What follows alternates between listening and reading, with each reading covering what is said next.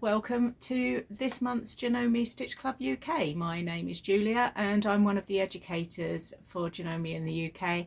And the idea of this monthly club is that we can give you some ideas, hints, tips to look at the stitches and feet, etc. on your sewing machines. Hopefully answer a few of your questions maybe, and get you looking a little bit more creatively maybe at some of the things that you maybe didn't know about. So this month I thought we'd take a little look. I play Stitch Bingo. I've said this in months before. Here's my little box, and inside are all the stitches. These are from the Atelier, and one of the stitches that I pulled out was this little one here, the washing line. And I sort of looked at it and thought, okay, interesting, because I don't know about you, but some of these picture stitches, I think they're lovely, I think they're great, but they're probably not the ones that I would turn to most.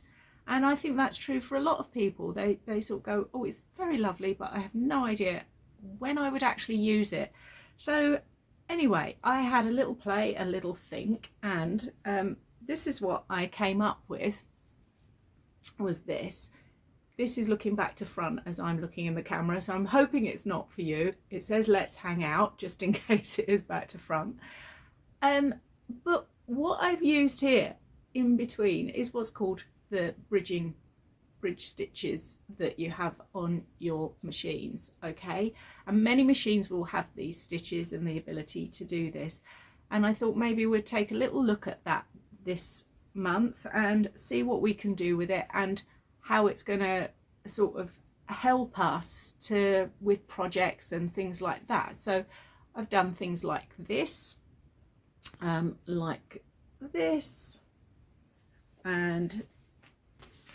this as well. So I'm looking at sort of how to use it specifically here today in labeling, things like this.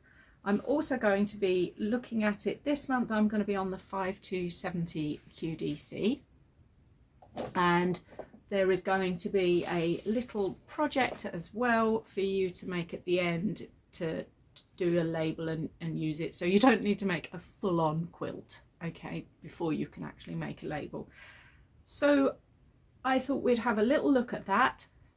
If you've got any questions at all about whether your machine can do this or how you do this or specifics, things like that, please do pop them below in the comments, because I do always check the comments and I will get back to you. Also, if you want to subscribe, that means that when we do new videos you will actually be notified that there is a new video up. But this video stays up all the time, so you can come back to it and look at it later if you want to. So why don't we turn around to the faithful old 5270 and let's have a play. So first things first, let's have a little look at the bridging stitches, where you're going to find them and how they actually work. So I'm working on the 5 to 70, and on the stitch card you're usually going to find them not in, you know, your sort of utility stitches or anything like that. Even though they are straight stitches, they're normally in a little section just by themselves, and you can see them just down here, okay? The numbers next to them, these are going to relate to how many stitches are put in between your patterns. And then you've got needle positions as well here, okay? And then this one here, where they've got the little arrow under it, these two here, and this one here, these ones actually adapt to the stitch that you've used before to make sure that the stitch in between is in the right place. I'll explain that a little bit more in a minute. So if you look as well in your instruction book, I know I always say this, but do look in your instruction book. It's surprising what you might find in there. Bridge stitches, and it's going to actually sort of walk you through, and I'm pretty much going to walk you through this same process, and then just have a little bit of fun with it, and then look at exactly what we can use it for, because like a lot of these techniques and these applications that you've got on your machine, you sometimes think, oh yeah, okay, but then that's it. They never get used, partly because you're never too sure quite what to use them for. So if I'm just going to put my card back up on the top here. Okay, I'm going to leave you a way out so that you can see what I'm doing on here. Oh, I've obviously knocked it, haven't I? That's the usual thing. It's because the camera's here. Okay, so I'm going to go into mode 3 and look at a stitch on there. And I'm going to look at one of the little star stitches. Okay, so number 34 is this stitch. Okay, now I need to memorize it because I'm making a stitch pattern. So I have to press memory. Okay, and now it's coming along to be told what to do next. Now, as I said before, the stitch on this particular machine, which is 93, is going to give me the right setting. It's going to give me 2 stitches and it's going to give me the right setting for the needle position as regards the stitch that I've just put in. So that's probably the one. 93 and 94 are probably the ones that I use most. So I'm just going to go 93, and look, it's got that little symbol there and it's showing me it's 2, so I can memorize that. And then I can put in another bridging stitch if I wanted to double it or something like that maybe, or put in another stitch or go back to my original stitch. But I'm going to put in something different, so I'm going to put in a little diamond, I think. So there we go, 79 memory. Okay, and now I'm just going to stitch that out. There we go. And if I do it again, just to do a sort of a row of them, because I've made a pattern now, basically. And I'm going to stop it at the end of that diamond. Okay, so here's my pattern, and in between that little star, look, I've got more space. If I go back and just do it ordinarily, so let me come out of that and then come back. So they were all in mode 3, weren't they? So if I just do 33 memory, and then what was it? It was 79 memory. So star and diamond. Oh, I think I've done the bigger star.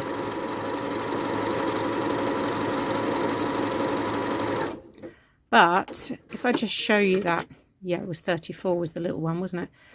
Can you see? Look, there's hardly any gap in between those stars, are there? So again, go back in, and this time I can change it as I'm along here because I can clear it. I've got my clear button going on, so I could clear that and then add in, it was 34, wasn't it? There we go. And then use your arrows to go along to see what you're doing. So there's no gap here at the moment, but I'm going to put in, I'm going to use 94, which is going to give me 4 stitches. Memorize it, and then we'll see. So I'm back to that little tiddler now.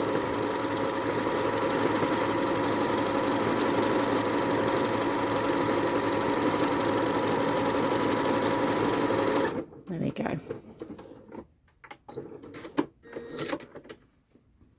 So now you can see that I've got a much longer gap between the start of that star, and then I could put a gap the other side of the star, which I didn't do. I just went straight onto that stitch, didn't I?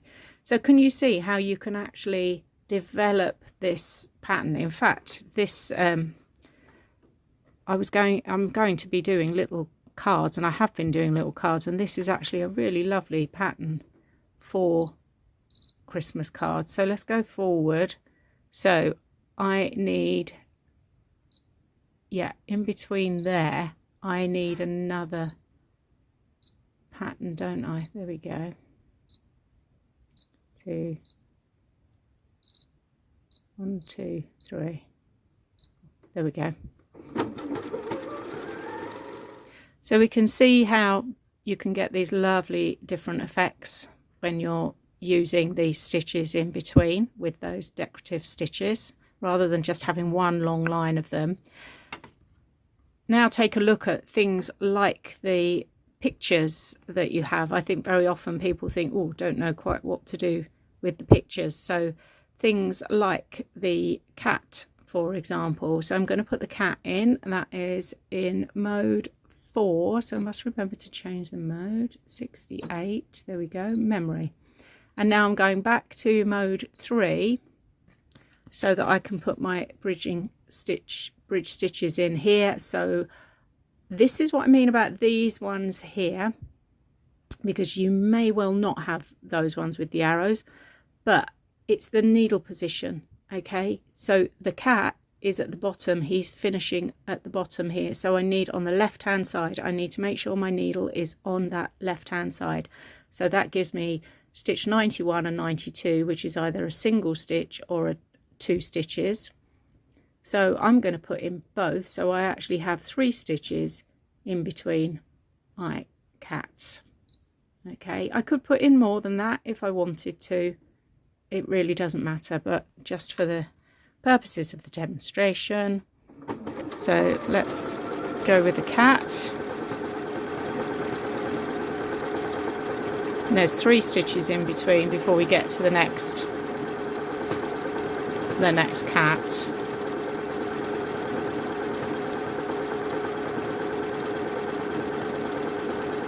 So let's, oh, sorry, I didn't give that one a tail. He was a Manx, wasn't he? There we go. So you've got a bit more of a gap between those cats. Where this is going to be really useful is if you are doing a decorative stitch, say around the edge of a quilt or the hem of a dress or something like that. They're quite intense, they're going to use quite a lot of thread, and they're going to take quite a lot of time as well. So if you spread it out, you still get that lovely stitch and that interest, but you don't have to do 1,000 million cats all the way around. You can spread them out. So you could spread them out quite a lot so that it's just a little bit of interest that every now and then a little cat pops up or something like that, or even just one. Sometimes I think that's quite nice if you've just got something a little bit that makes you look a little bit harder, doesn't it? So that's the basics of how these stitches work. If you're on the other models, check in your instruction book because it will tell you how to do it. It's going to be the same sort of theory, but it will show you how to do it in there, and just sort of gently walk yourself through. It's all going to be to do with the stitch selection and the memory. Okay, so let's have a little look at what now we can do with these stitches.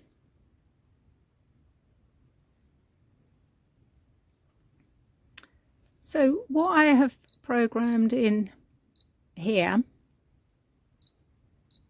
is I've got a little flower. I'll put a picture up in the corner because you won't see on the card there. And then I've gone along and I've added another little flower. Don't forget there's a stitch count up here. Another little flower. Then I've done the bridge stitch. I've done the double one, double one, double one. And then I've just done a single. So if I stitch that out,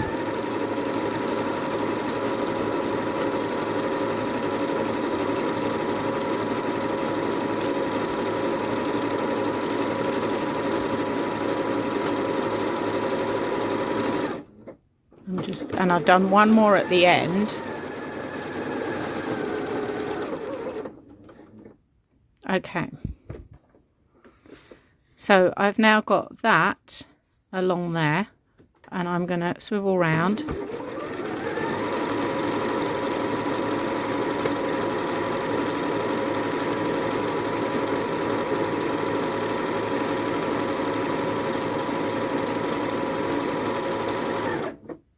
And I'm just going to stop before I get to start any more flowers.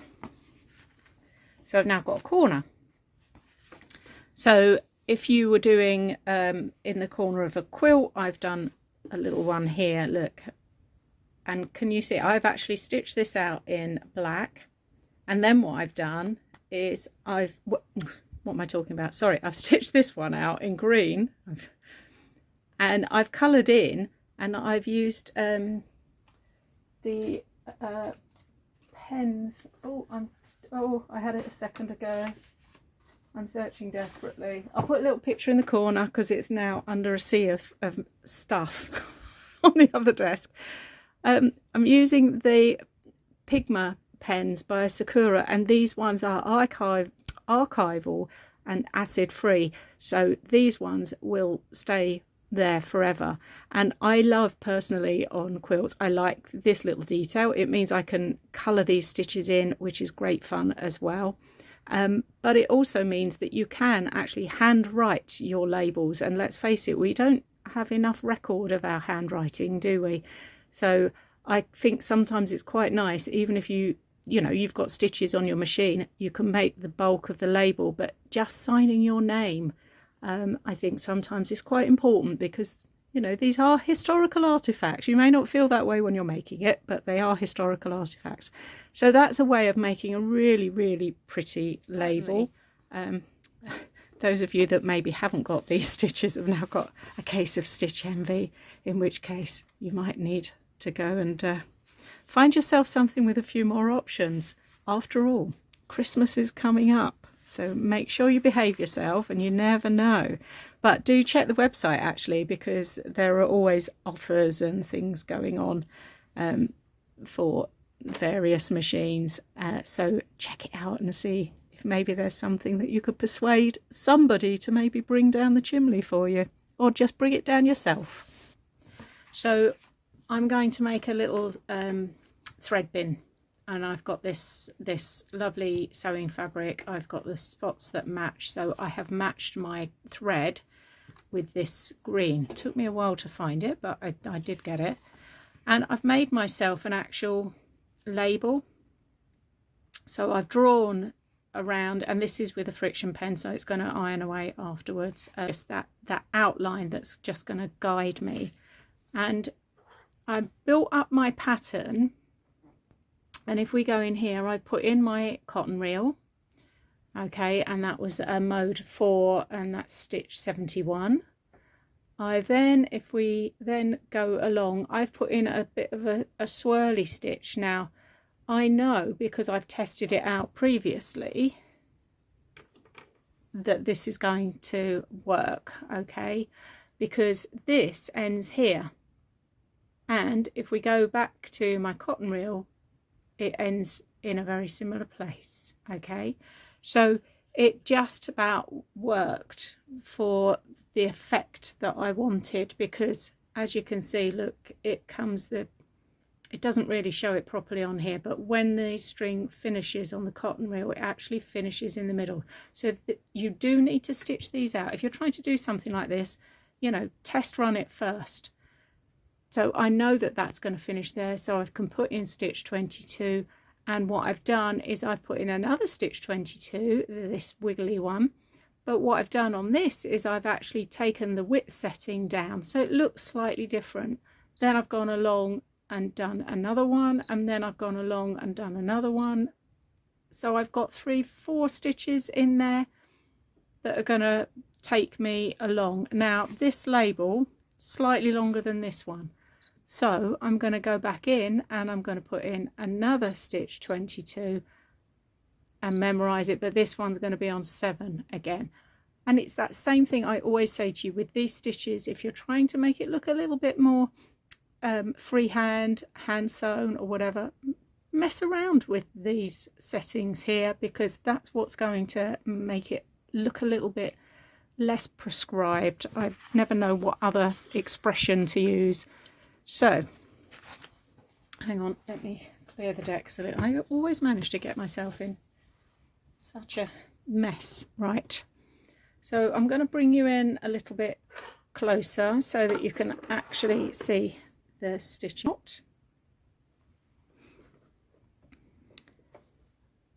Okay, so if I go back to the very first stitch, then I'm starting on that cotton reel, which is going to be a straight start. So I don't want to actually start in the corner with that, because what I want to try and do is catch it up with those curly whirlies in a minute.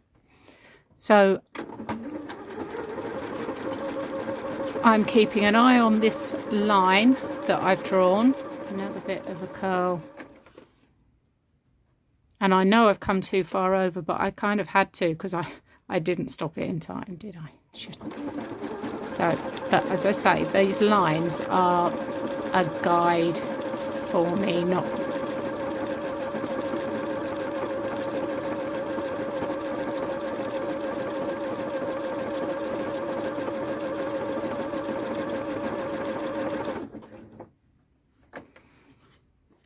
into the corner,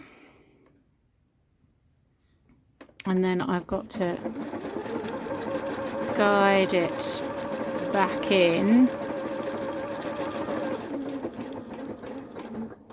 There we go, to the cotton reel.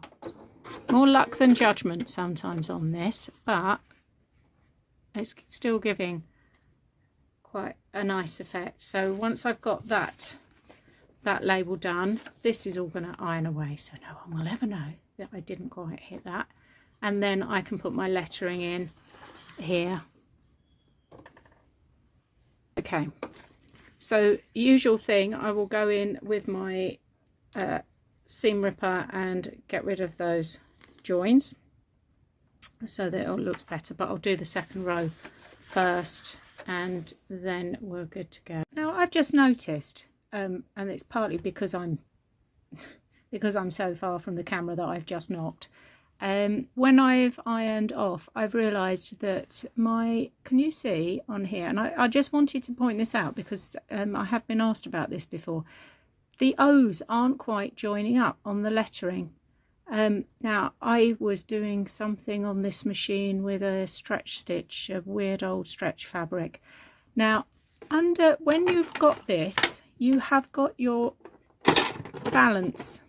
This is your stitch balance in here, okay, this little, and it is a screw. So what I've done is you've got a plus and a minus. So frankly, if it doesn't work one way, go the other way. Again, it's in your instruction book, but I just put my screwdriver in and I've just taken, I think it was about there, and I've just taken it back to the left. And hang on, I redid the whole thing, and can you see, look, now they are joining up.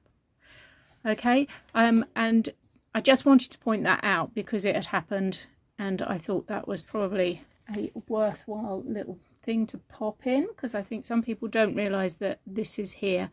And sometimes it is on, I find I tend to use it on things like lettering, and it might be to do with the width,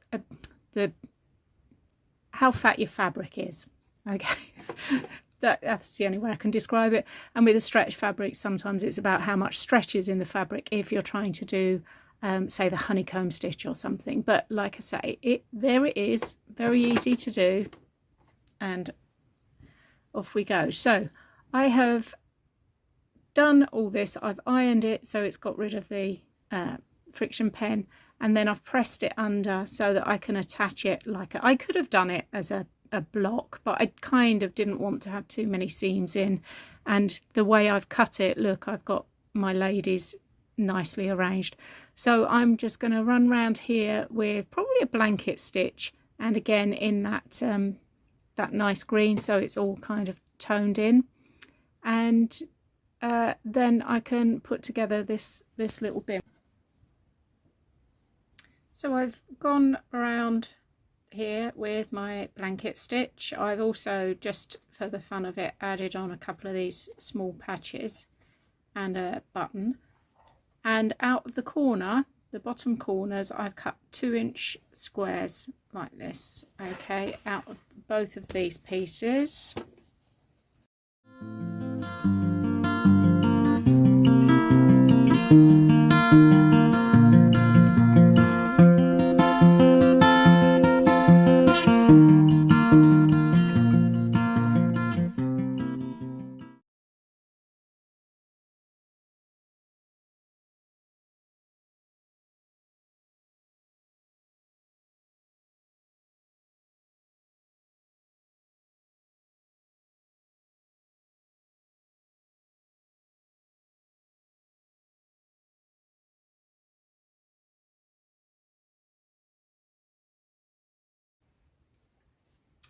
So there we go, the finished.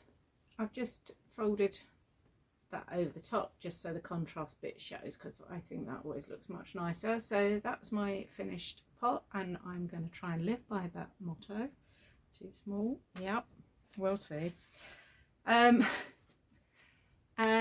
then just to show you, I've actually finished the cards off, so I've just put it on so they can be sent. So there's I cut that one in the end because I'm going to make 2 cards out of that. So there's a little house one, and then I was struggling to find all my Christmas bits actually, but I've added some sequins on there. And speaking of adding sequins, that is what the bridge stitches are really good for actually, is because, can you see in that gap I've got stars there, but because I've got the longer gap I've got the space to put in a bead or a sequin or something like that. Okay, so I'm hoping that that has explained it and hopefully got your creative juices flowing, especially with Christmas coming up, because like I say, little labels and cards and personalised gifts, things like that, are really lovely to do for Christmas. If you want to give me a little thumbs up, let me know if what we're doing is what you want to see. Also, if you want to subscribe, as I say, then if you subscribe, you'll get notification of every time a video drops. And any questions at all, please do pop them in the comments below. I'm doing that thing because they all do that, don't they, on the videos? And I will get back to you as soon as possible, and I will see you next month.